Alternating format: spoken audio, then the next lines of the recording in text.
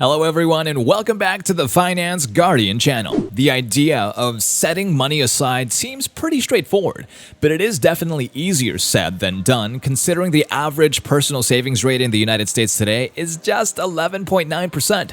Personal savings reached a peak of 16.3% in 2020. Jacquette M. Timmons, author of Financial Intimacy, says we like to think of ourselves as rational when it comes to finances, but our decisions are driven by emotional and psychological factors. Besides the fact that most of these cognitive operations are unconsciously performed, so we don't realize the profound impact they may have, they can also be completely counterintuitive. Some seemingly smart money moves backfire and ultimately result in you spending more, such as having several savings goals or focusing on specific ways to cut back on spending. A variety of research studies devoted to the science of saving has led us to some pretty amazing conclusions about what works and what doesn't when it comes to growing your bank account.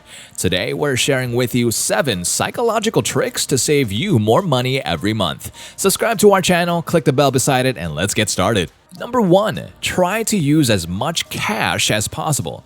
Yeah, it's pretty simple, but it works. Can you count how many times you've used your credit card in the past month? Probably over 100. When you pay in cold, hard cash, 2 things happen. For one, you will hurt physically while handing over the cash. This has been proven in a few studies. When you go out to eat or if you go to the grocery store or anywhere where you need to buy things, try to use cash rather than a debit card or check.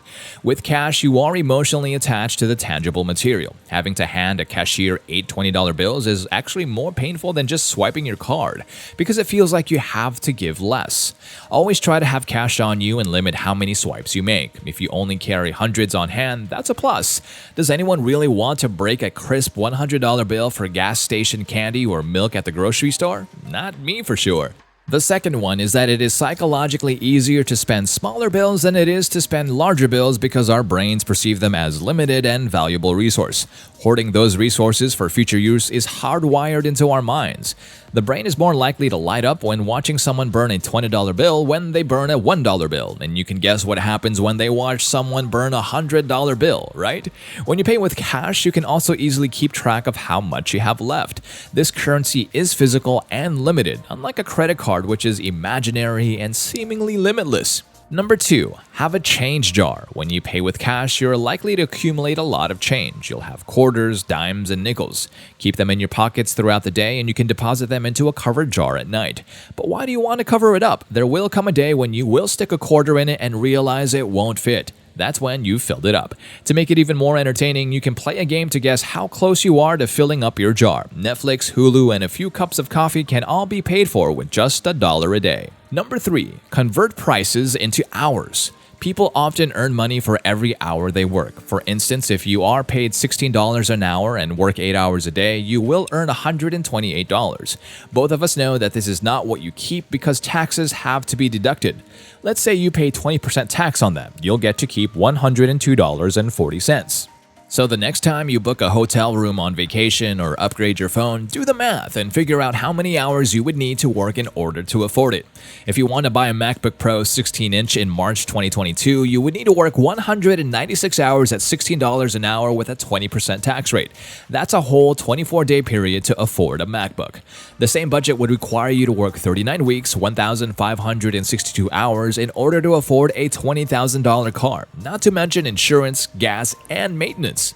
Number 4. The now versus the later. Have you ever felt like you were extremely hungry at some point in your life? It's likely that if you drank a glass of cold water and waited 5 minutes, the temporary starvation feeling would subside. Our brain is easily tricked into thinking that we must have something now, and cultivating delayed gratification requires practice. You can apply the same principle to money. Rather than buying that amazing tech toy now, wait a month and see if you still want it. There's always a chance something better will come out, or you'll notice another area where making an investment will be more beneficial. By delaying the things you spend money on, you will notice extra money in your bank account every month. Number 5. Automated deductions. The amazing part of this tip is that you can set it up so that you don't even realize the money is being taken out. In most cases, employers allow you to deduct a percentage or a certain amount from your paycheck and automatically deposit it into a separate account. Try doing this and send the money straight into a savings account that you can't withdraw from. In many years, and yes, becoming wealthy does take time, the $100 deposited into the savings account every month will have yielded a lot of value if there's interest. Psychologically, the ease of paying the bill will not only make paying it more likely, but it will also make tracking where the money goes easier. Number 6. Monthly statement. Peter Drucker said that if you can't measure it, you can't manage it. And that is so true. Keeping a monthly balance sheet will help you to understand where your money goes once you start managing it.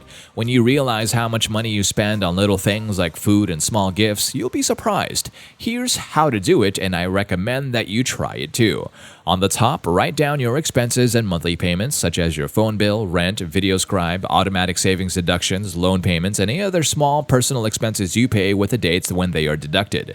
Leave room under that for extra unpredictable things such as gas or fast food, and even things such as movie rental fees and clothes. Your income should go directly beneath that. Depending on how many income sources you have at the moment, this space may vary. By the end of the month, you should be able to determine whether you have a profit or a deficit by subtracting your total expenses from your income. There is a certain benefit to writing down every dollar you spend on because you'll understand how many small expenses begin to add up. Give it a shot and it will help. Number 7. Increasing income rather than reducing expenses. The last tip is something that Donald Trump would do. It basically involves a mentality shift. You should focus more on how you can increase your income if you're saving money because you want to buy something. Concentrating on how to increase your income will help you more than trying to reduce your expenses. Going back to that balance statement, adding $300 a month to the income spot will be much easier than cutting your phone, insurance, gas, and a couple of other leisure items. It is likely that you have a few hours in your day to spend working a bit more, and if not at the company you work at, to work more on your own life by starting your own business or investing in your mind by reading. It's true that you have no control over the economy, but you do have control over the actions you take. Sometimes the hardest part about saving money is just getting started. So that's it, guys. Those were 7 psychological tips you can take to save more money in your life right now. We hope you enjoyed this video and learned something. If this video added value to your life, please do click the like button below. And if you're new around here, subscribe to our channel, and on your way out, remember to click on that bell icon so you can remain updated about all of our future videos. You're welcome to the channel where you will learn the basics of personal finance in easy to understand language. We'll see you next time.